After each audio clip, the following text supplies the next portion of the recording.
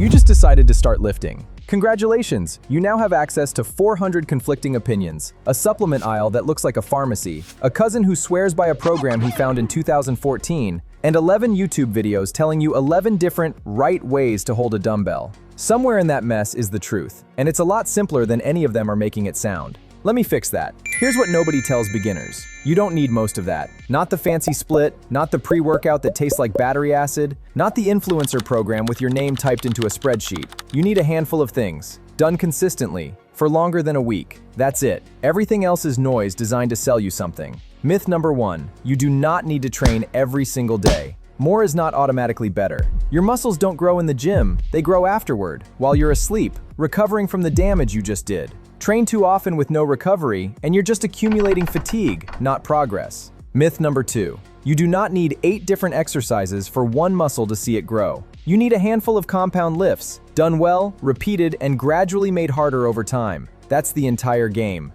Myth number 3, and this one costs people real money. You do not need a cart full of supplements to make progress. Protein powder is convenient. That's it. It's food in powder form, not magic. Creatine works and it's cheap. Everything else on that shelf is optional at best and a waste of a paycheck at worst. Spend your money on food and a gym membership before you spend a single dollar on anything with a warrior on the label. So let's build the actual method. Step 1, compound lifts. A squat, a bench press, a deadlift, an overhead press, and a row. These 5 movements hit almost every major muscle group at once, which means more growth stimulus per minute in the gym than any isolation exercise you'll find on page 1 of a fitness influencer's feed.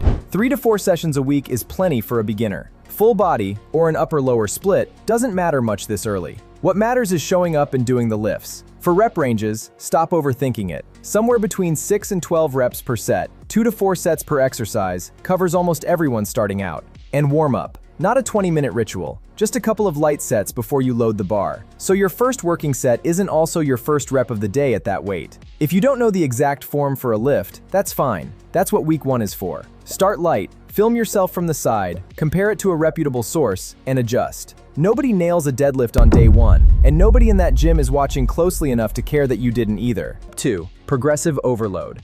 This is the one principle that actually separates people who grow from people who plateau at week 3. Every session you're trying to do slightly more than last time. 1 more rep, 5 more pounds, 1 more set. If you squatted 95 pounds for 3 sets of 8 last week, this week you're aiming for 1 more rep somewhere, or an extra 5 pounds on the bar. Small, boring, repeatable increases. Write it down, whether that's a notes app or an actual notebook. If you're not tracking your numbers, you're guessing. And guessing is how 6 months disappears with nothing to show for it. And when progress stalls, which it will eventually, that's not failure. That's just your body asking for a lighter week. Drop the weight 10% for a week. Let your joints and nervous system catch up, then push again. That single adjustment prevents most of the injuries that scare beginners out of the gym for good. Step 3, and I promise this is the boring one that actually matters most. Eat enough protein. Somewhere around your body weight in grams, give or take. Chicken, eggs, Greek yogurt, protein powder if you need to fill the gap. It genuinely doesn't matter which source. If you're trying to build muscle, you also need a small calorie surplus, not a massive one. Nobody needs to eat 6,000 calories to grow. That's a bulk. That's a bad decision. And that's how you end up needing a whole separate video just to lose the fat you didn't need to gain in the first place. And forget the meal timing myths. You don't need a protein shake within 30 minutes of finishing your last set, or your gains evaporate into the ether. Total daily intake matters far more than the exact hour you eat it. Drink water like it's your job. Most people walk around mildly dehydrated and wonder why their workouts feel harder than they should. Step 4, recovery. Sleep is not optional.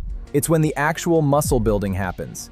7 to 9 hours, consistently, will do more for your gains than any supplement stack ever will. Rest days aren't a sign of weakness, they're part of the program. Skipping them because you feel guilty isn't dedication.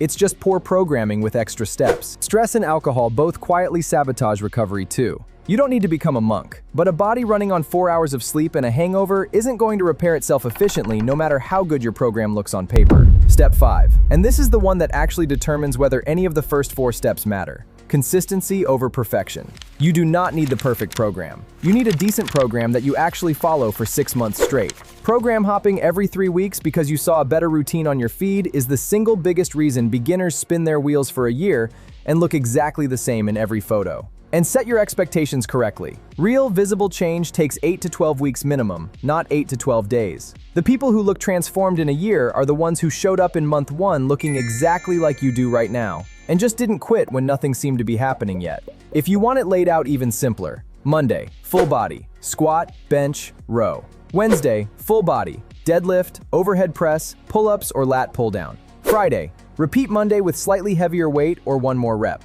3 days, 5 lifts, endless small improvements. That's a program most people pay a coach a few $100s to write down, and you just got it for free in the middle of a video. Track it in whatever app you already have open all day anyway, or a $5 notebook. It doesn't matter which. What matters is that in 4 weeks you can look back and see the numbers went up, because that's the actual proof this is working, not how sore you feel the next morning.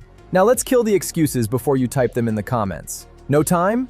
3 sessions a week at 45 minutes each is less time than you spend scrolling before you fall asleep. No gym? Bodyweight compound movements, push-ups, pull-ups, squats, lunges can build real strength before you ever touch a barbell. Embarrassed you don't know what you're doing? Everyone in that gym was a beginner once, and most of them are too busy filming themselves to notice you. Think you're too old, too out of shape, or starting too late? The best time to start was years ago. The second best time is today. And your body adapts to consistent training at basically any age you're likely to be watching this video.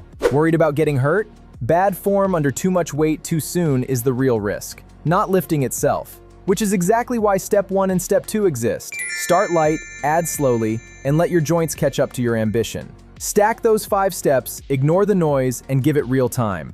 And you'll look back at week 1 and barely recognize where you started. And that's genuinely it. No secret split, no hidden supplement, no perfect first program. Just compound lifts, added weight over time, enough protein, actual sleep, and showing up on the calendar more than you don't. Everyone chasing the complicated version is still standing at the starting line, explaining their strategy while you're already 3 months in with real numbers on the bar. Simple isn't the beginner version of training, it's the version that actually works. And it's the same one people are still using once they stop being beginners. They just stop over-explaining it in the comments. Most of what separates a beginner from someone with 5 years of training isn't secret knowledge. It's just 5 years of not quitting on the boring stuff. You already have everything you need in this video to start today, right now, without buying a single other thing first. If this helped, hit subscribe. I break down training like this every week. Simple, practical, and straight to the point. So you actually see results instead of just watching videos about them. And if there's something you've been stuck on in the gym, drop it in the comments. I might cover it next. See you in the next one.